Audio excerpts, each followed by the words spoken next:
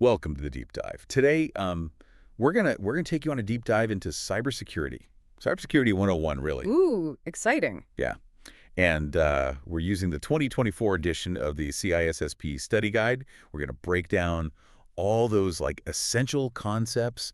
I mean, it's really the foundation of like all of our digital lives, right? Yeah, totally. I mean, it's like building a house, right? You can't just like focus on the fancy decorations. You gotta have a solid foundation. Exactly, exactly.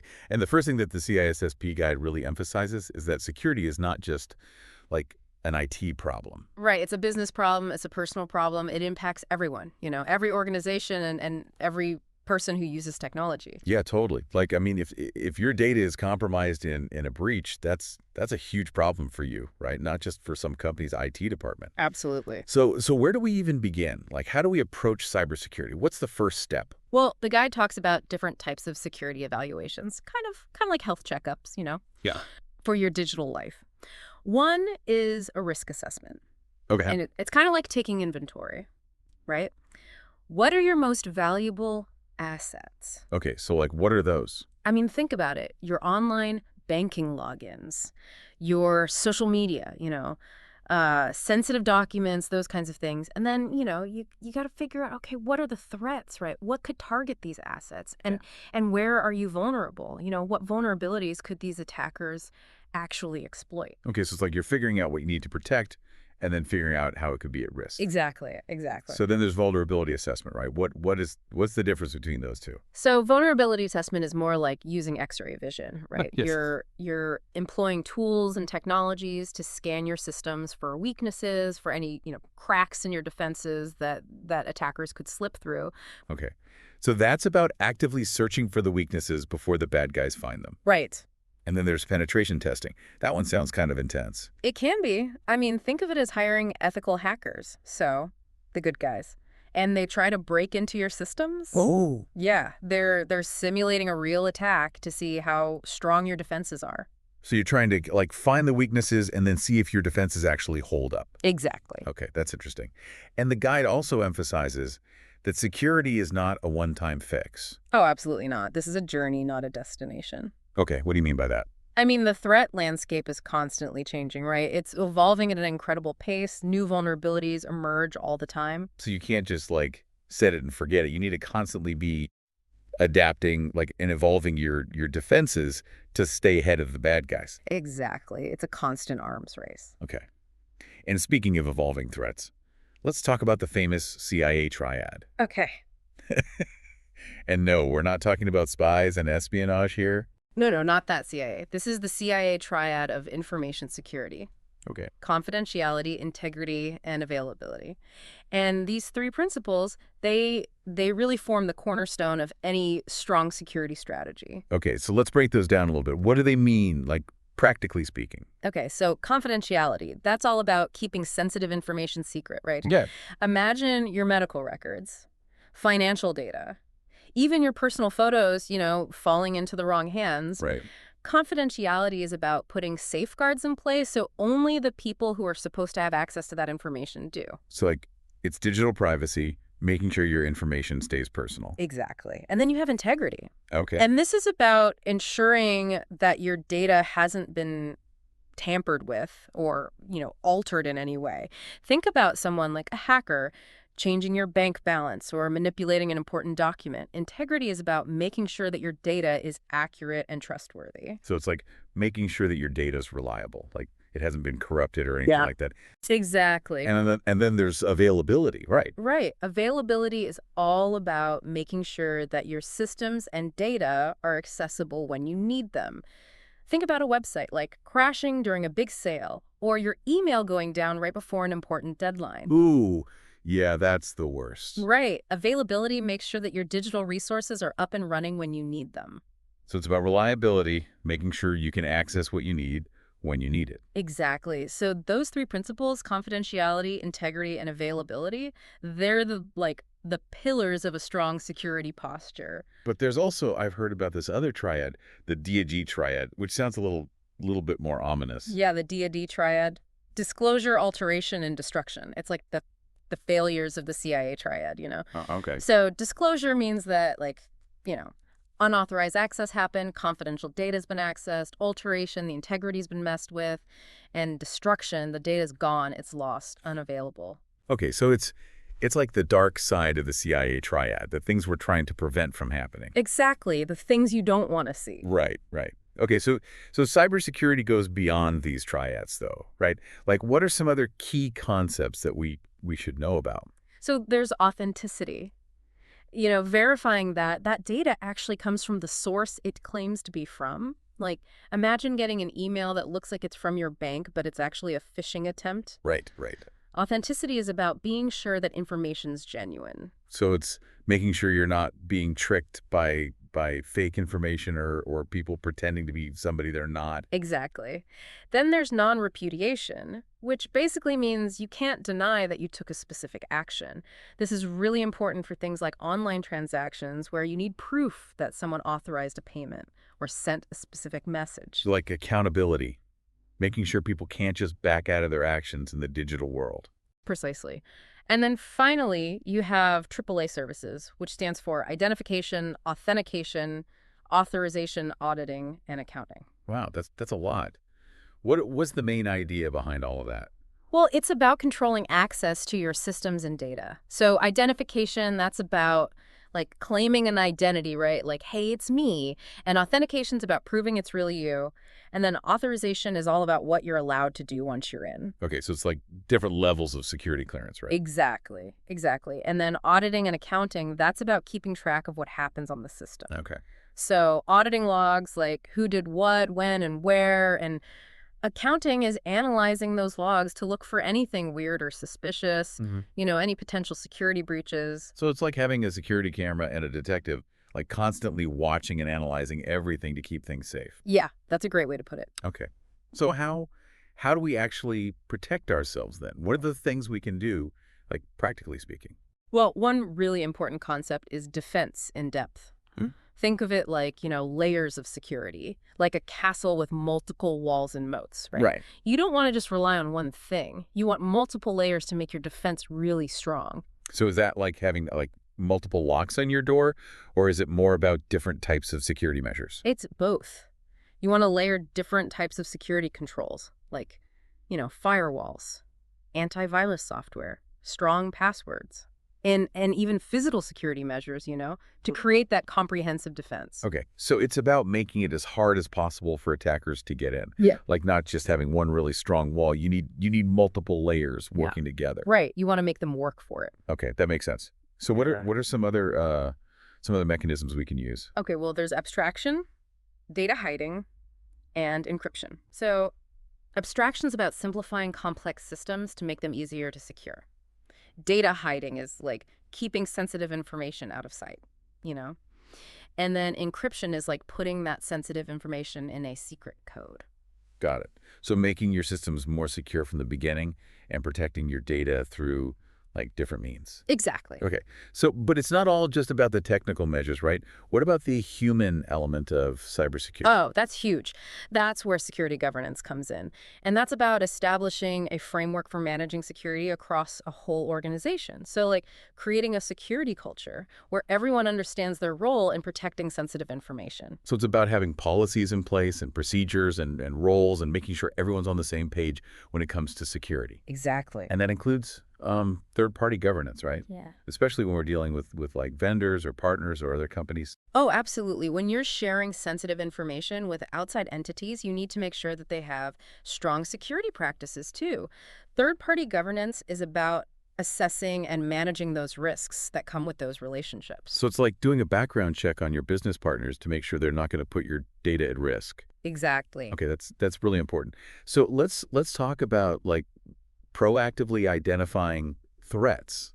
How do we do that? How do we know what to be prepared for? Well, that's where threat modeling comes in. It's a way of like identifying and analyzing potential threats to your systems. You're kind of putting yourself in the mindset of an attacker.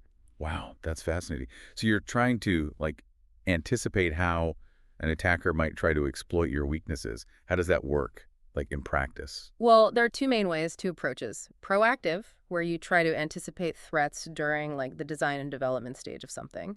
And then reactive, where you look for signs that something's been compromised after it's already been deployed. Okay, so it's a mix of building security in from the ground up and then actively looking for threats that might have already like slipped through the cracks. And I think I've heard of some different like methods for doing this, like stride and dread. Exactly. So Stride helps you categorize threats based on like spoofing, tampering, repudiation, information disclosure, denial of service, and elevation of privilege. And then Dread that assigns a risk rating based on like damage potential, reproducibility, exploitability, affected users, and discoverability. Okay, so these are like frameworks that help you systematically think through potential threats, right? Exactly. Okay, that makes a lot of sense. But what about like the risks that come from the technology itself, like the software or the hardware that we rely on? Oh, that's a great point. That's where supply chain risk management, or SCRM, comes in. It's about understanding that, the technology we use today often comes from a really complex network of suppliers and vendors, right? Right. And so if one link in that chain is compromised, it can put the entire system at risk. Oh, wow. So what are some real world examples of this? Well, you could have like counterfeit hardware, right, that's been tampered with, or like compromised software updates that actually install malware on your device. These are just like examples of how those supply chain vulnerabilities can be exploited. So it's not enough to just protect your own systems. You need to like make sure the entire supply chain that your technology comes from is secure. How do we do that? How do we mitigate those risks? Well, there are specific things you can do, like using a silicon root of trust, which is a like tamper-resistant hardware component that helps to make sure that the boot process and software are legitimate. Okay, so it's like a digital fingerprint that verifies that the hardware and software haven't been modified. Exactly. Yeah. And then there are physically unclonable functions, or PUFs. These are like unique physical characteristics of a device that can be used to create a digital fingerprint for authentication. So it's a hardware-based security feature that's really hard to copy or replicate. Right. Okay, and then there's software bills of materials, right? What are those? Yeah, so think of it as like an ingredient list for software. Yeah. It lists all the components and dependencies that make up that software application. And that helps you track where it came from and verify that it's, authentic. So it's a way of knowing that you're using software from a trusted source and that it hasn't been tampered with. Precisely. And all of these things, they all play a role in making that supply chain more secure and trustworthy. Wow, this is a lot to think about. I'm starting to see just how complex cybersecurity really is. It's about protecting yourself on so many different levels. It really is. And we've only just scratched the surface here. Welcome back to the deep dive. Yeah. In part one, we kind of like set the stage. Yeah. We talked about those foundational principles of cybersecurity, the frameworks, strategies, all those things that keep our digital lives safe. Right. We laid the groundwork, but now we got to like actually get into the trenches, face the enemy. Okay, so who is the enemy? What are the actual threats that we need to be watching out for? Well, the CISSP study guide, it lists a bunch of different threats, but some of the most common ones, you see them everywhere, are malware, phishing, social engineering, and denial of service attacks. Okay, those sound pretty scary. Let's start with malware. I think most people have at least heard of computer viruses, but is that all malware is? Malware is a really broad term. Think of it like any malicious software that's designed to, hurt your computer, exploit it, mess it up. Viruses are a type of malware, but you also have like worms, trojans, ransomware, spyware, all sorts of nasty stuff. Okay, so it's like a whole family of digital bad guys. What are they even trying to do? It depends. Some malware, it wants to steal your stuff. Passwords, credit card numbers, documents, things like that. It's like digital pickpocketing. Oh, so that's where identity theft comes from. Exactly. But then other types of malware, like ransomware, they actually encrypt your files and then hold them hostage until you pay a ransom. Imagine all your photos, all your documents suddenly locked up and you can't access them. Oh, that's terrifying. Sounds like something out of a movie. How does malware even get onto your computer in the first place? Well, one common way is through phishing attacks. Those emails or sometimes websites that are disguised to look like they're from, a legitimate source like your bank or a store you shop at. They try to trick you into clicking a link or downloading something and bam, the malware's installed. So they're like playing on our trust. Like we see an email that looks familiar and we don't even think twice. Yeah. I've heard that even experienced tech people fall for these Oh, sometimes. absolutely. Phishing attacks can be very sophisticated. And it's not just emails. Some websites can actually automatically download malware to your computer if you visit them. Oh, wow. So it's like a digital landmine just waiting for you to stumble across it. That's a good analogy. That's why it's so important to have good antivirus software and keep it updated. It's like having a security guard, patrolling your system, watching for those threats. So speaking of exploiting human behavior, what about social engineering? I mean, what's the difference between that and phishing? So, phishing is actually a type of social engineering, but social engineering is a broader category. It's about manipulating people using psychology to get them to, reveal information or do things that compromise security. So it's not about hacking into systems directly, it's about hacking into people's minds. Exactly. Social engineering preys on our instincts, our natural tendency to trust people or to want to be helpful. Like, imagine someone calls you up pretending to be from tech support and says they need your password to fix a problem. Oh, wow, that's sneaky. Yeah, I can see how people would fall for that. It's a good reminder that good cybersecurity isn't just about technology, it's about being aware of these psychological tactics that attackers use. Absolutely. It's a human element that we can't ignore. Right. Okay, and then there's another type of attack, denial of service or DORIS attacks. Right. I've heard of those. They're like digital traffic jams, right? Exactly. They flood a website or a server with so much traffic that it crashes, and legitimate users can't get through. Imagine your favorite online store suddenly goes offline during a big sale. That's the kind of chaos a DOS attack can cause. Oh, so they're not trying to steal information. They're just trying to cause disruption. Yeah, it's all about causing chaos and mayhem. And then you have distributed denial of service attacks, or DDoS, where they use multiple computers, often compromised computers, to launch the attack. So it's like a whole swarm overwhelming the target. So it's like a coordinated attack from multiple fronts. Those sound pretty difficult to defend against. So all the threats we've talked about so far, they seem like they're coming from outside an organization. Uh-huh. But what about threats from within? Ah, that's a really good point. Insider threats, those are serious, and they can be much more damaging because, insiders already have access to the sensitive systems and data. So we're talking about like disgruntled employees or just malicious insiders or even just like careless mistakes that could put things at risk. All of the above. And insider threats can be really tough to detect because, well, the person doing it is already trusted within the organization. It's like a wolf in sheep's clothing. Exactly. Okay, so good cybersecurity is not just about keeping the bad guys out. It's about it's about managing risks from within too. Right. It's about having strong policies, procedures, good training. You got to build that security aware culture. Okay, so everyone needs to be on board. So let's shift gears a bit and talk about vulnerabilities. What are some of the common weaknesses that attackers try to exploit? One of the most common ones is, unfortunately, weak passwords. People using the same password for everything or choosing passwords that are just too easy to guess. Yeah, I know I've been guilty of that myself. It's just so much easier to remember one password, but I guess that's making it too easy for the attackers. It is. Weak passwords can be cracked in seconds with brute force attacks or by just guessing common passwords. The CISSP guide strongly recommends using strong, unique passwords for all your accounts. So no more password 133 or your pet's name, huh? Nope, gotta be more creative than that. Use a mix of uppercase, lowercase, numbers, symbols, and don't be afraid to use a password manager. They can generate strong, unique passwords for you and store them securely. Yeah, password managers, those sound like a pretty good idea. What are some other vulnerabilities we should be thinking about? Another common one is outdated software. You know all those software updates that we tend to ignore?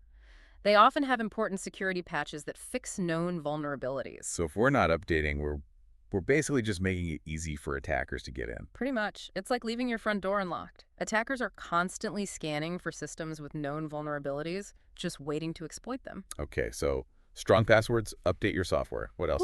Misconfigured systems, that's another big one. Things like firewalls that aren't set up properly, open ports, default settings that never get changed. All of these things can be like open invitations for attackers. So it's not enough to just have the security measures in place. You have to make sure they're properly configured and you're actually using them. Exactly. And that's where regular security audits and assessments are so important. They help you find and fix those misconfigurations before the bad guys do. Okay, so weak passwords, outdated software, misconfigured systems. Anything else? Well, social engineering, which we talked about earlier, is also a kind of vulnerability, but it's exploiting human behavior rather than a technical weakness. Right, because even with the best technology, if you fall for a trick, the attacker's in. Exactly. And what about risks from vendors in the supply chain? That's another vulnerability to consider. Remember, most organizations these days rely on outside vendors and suppliers.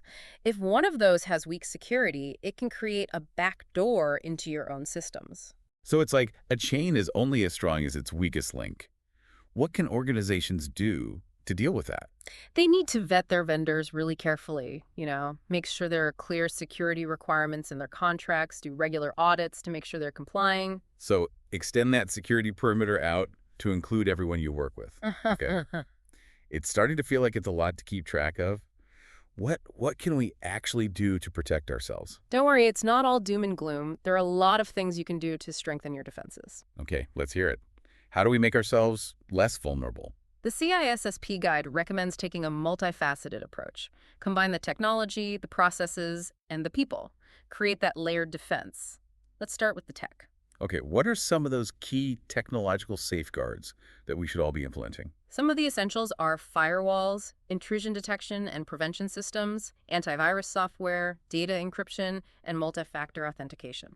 Okay, those are all words I've heard before, but I'm not sure I could explain how they all work together. Let's start with firewalls. What do they actually do? Firewalls act like a barrier, between your computer or your network and the outside world. They block unauthorized access attempts. Okay, so like a digital gatekeeper, controlling what comes in and out. How do they actually work? They examine all the incoming and outgoing network traffic, looking for anything that doesn't match your security rules. If they spot something fishy, they block it. So they're filtering traffic based on a set of rules. Exactly. Firewalls can be hardware or software, but it's the same idea. They're your front line of defense. Okay, that makes sense. What about intrusion detection and prevention systems? How are those different from firewalls? Think of them as your backup, your second line of defense. Intrusion detection and prevention systems, or IDPS, they're designed to catch and block malicious activity that gets past your firewall. Okay, so like a safety net catching anything that slips through. Exactly. They monitor network traffic for suspicious patterns. Now, intrusion detection systems, or IDS, they just alert you to suspicious activity. But intrusion prevention systems, IPS, they actually take action to block the attack. Okay, so they're like security guards, Yeah. patrolling your systems, and they either sound the alarm or they jump in and stop the threat. Yeah, good analogy. Okay, cool. What about antivirus software? I know that's important for like protecting against malware, but how does it actually work? Antivirus software scans your computer for known malware signatures. It's like a database of fingerprints for all the bad guys. If it finds a match, it can block the malware or get rid of it. So it's like a digital detective, knows all the criminals and how to catch them. Yep, that's a good way to put it. Okay, so that's protecting the systems, but what about protecting the data itself? Right, well, that's where data encryption comes in. Encryption scrambles your data, makes it unreadable to anyone who doesn't have the key. So it's like putting your information in a locked safe that only you have the key to.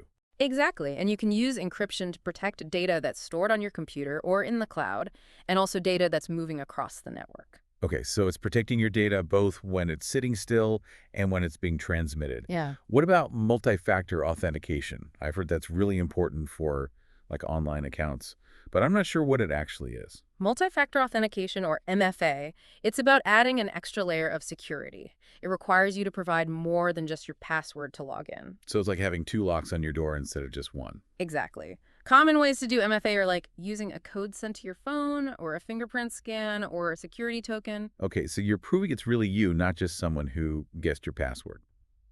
We've talked a lot about technology. What about processes? How do they help with security? Processes are crucial.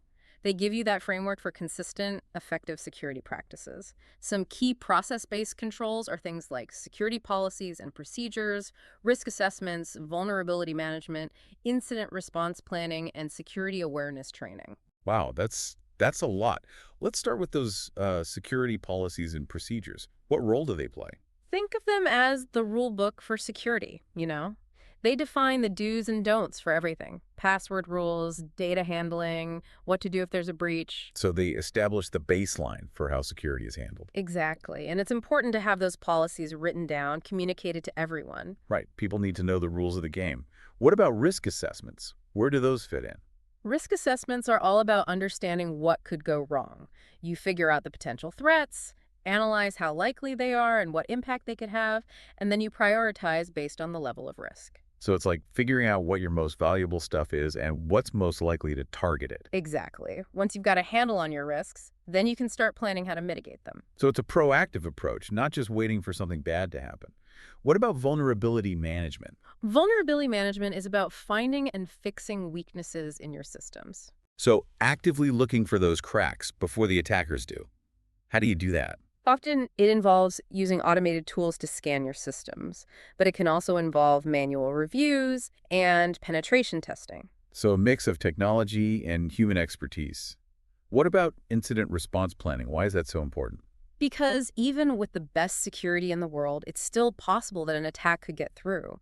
An incident response plan lays out exactly what you'll do if there's a breach. So it's like a playbook for handling a cyber attack. Exactly. It outlines who does what, communication protocols, escalation procedures, forensic investigation guidelines, everything. Okay, so it helps you respond quickly and minimize the damage. And finally, we have security awareness training. Right. Security awareness training is all about educating employees about the importance of security, the different types of threats, and the best practices to protect themselves and the company. So building that security-minded culture where everyone understands their role. Exactly. It's about making security everyone's responsibility, not just the IT department's job. It really takes a village.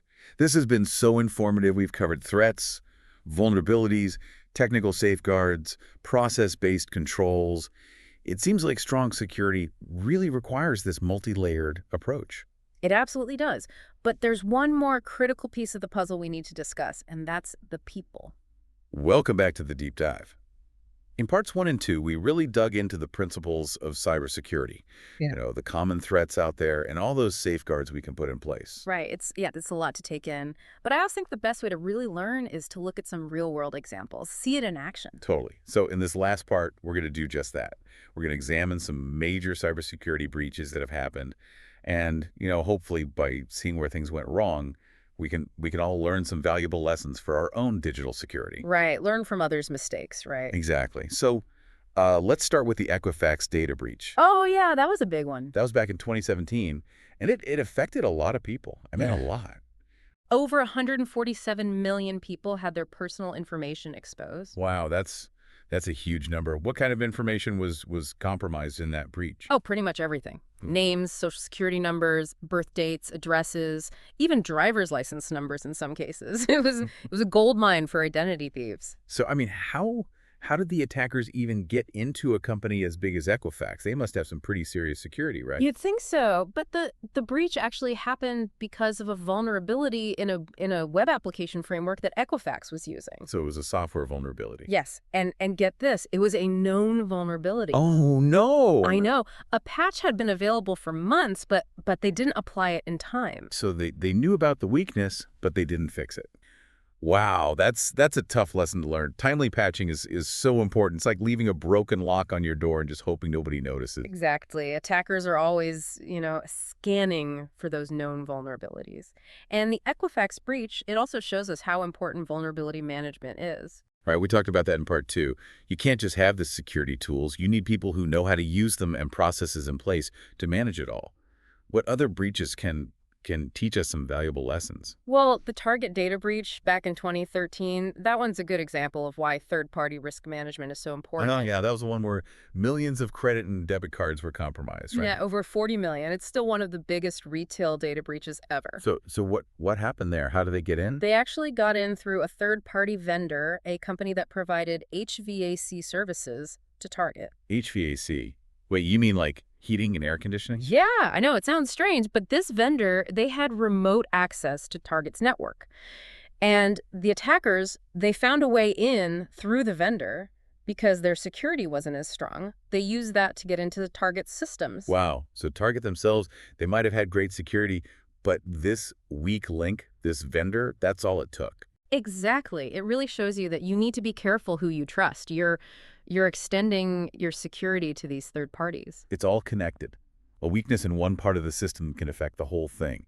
What about the Yahoo data breaches? I feel like there were multiple Yahoo breaches, right? There were one in 2013, another in 2014, and together they affected over 3 billion user accounts. 3 billion. That's almost hard to comprehend. What can we learn from something that massive?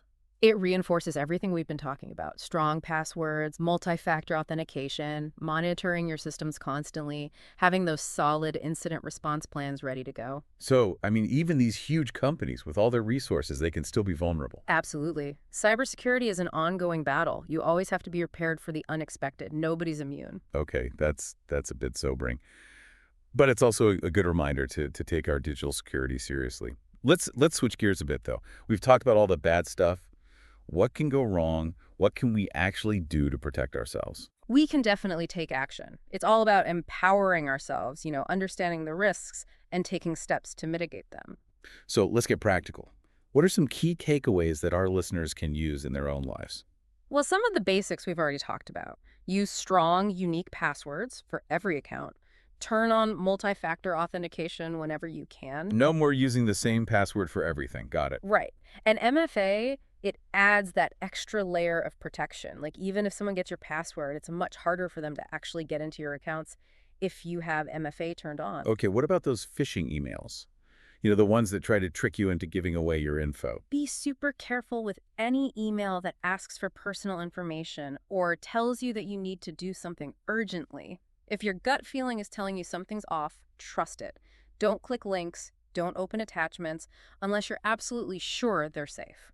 And if you're not sure, it's always best to reach out to the company directly, right? Like, don't reply to the suspicious email. Contact them through their official website or phone number. What about websites? How can you tell if a website is safe? Look for the HTTPS in the address bar and that little padlock icon. Those mean the website's using encryption to protect your data. And be extra careful when you're entering sensitive information like credit card numbers or banking info. But basically, don't just blindly trust anything. Be a little skeptical. And of course, keep your software updated. Those updates, they're not just annoying, they often have important security fixes. They do. Staying up to date is one of the easiest but most effective things you can do. It's like locking your doors and windows. Basic security hygiene.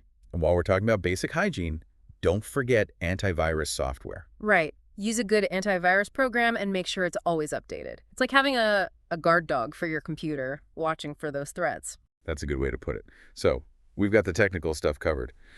But cybersecurity is more than just technology, right? It's also about how we behave online. Absolutely. Think about what you share online. Once it's out there, it can be hard to control. So true, especially in this age of social media where it's so easy to overshare Yeah. and be aware of social engineering attempts. Remember, attackers will try to manipulate you, trick you into giving them information or doing things that could put your security at risk. Yeah, don't give out personal information to anyone you don't know and trust. And if something sounds too good to be true, it probably is. If you get a message saying you've won something or there's a problem with your account, always verify it through official channels. Don't just click on a link in the message. Be skeptical, be cautious. Don't be afraid to ask questions and double check things. And if the worst happens and you experience a security breach or you think your information might have been compromised, what should you do? Report it right away. Tell your bank, your credit card company, the police, whoever's relevant. The faster you report it, the faster you can take steps to minimize the damage. This has been a great deep dive. I feel like we've really explored the world of cybersecurity, from the basic ideas to the real-world threats and those practical tips we can all use to protect ourselves. Yeah, it's a lot, but it's important stuff. It is. Cybersecurity is everyone's responsibility. It's an ongoing journey, not a one-time fix. You said it. So stay informed, stay vigilant, and stay curious. We hope this deep dive has given you the knowledge and the confidence to navigate the digital world safely. Thanks for joining us on the deep dive.